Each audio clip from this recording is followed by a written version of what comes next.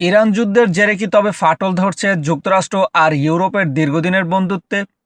ওয়াশিংটনের নীতি নিয়ে এবার সরাসরি ক্ষোভ উগরে দিলেন জার্মান চ্যান্সেলর ফ্রিডরিখ মের্জ।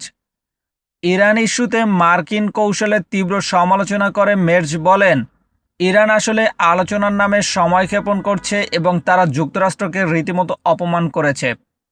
তার মতে তেহরান আমেরিকানদের ইসলামাবাদ পর্যন্ত নিয়ে গেলেও শেষ পর্যন্ত কোনো ফল ছাড়াই ফিরিয়ে দিয়েছে। ইউক্রেন এবং গ্রিনল্যান্ড ইস্যু নিয়ে আগে থেকেই ট্রাম্প প্রশাসন এর সাথে ইউরোপ ও ন্যাটোর দূরত্ব বাড়ছিল। সম্প্রতি হরমুজ প্রণালী বন্ধ হয়ে যাওয়ায় বিশ্ববাজারে জ্বালানির দাম বেড়েছে, যার বড় প্রভাব পড়ছে জার্মানির অর্থনীতিতে। চ্যান্সেলর মের্জ আক্ষেপ করে বলেন, 28 ফেব্রুয়ারি যখন যুক্তরাষ্ট্র ও ইসরায়েল ইরানে হামলা শুরু করে তখন ইউরোপীয় মিত্রদের সাথে কোনো পরামর্শই করা হয়নি।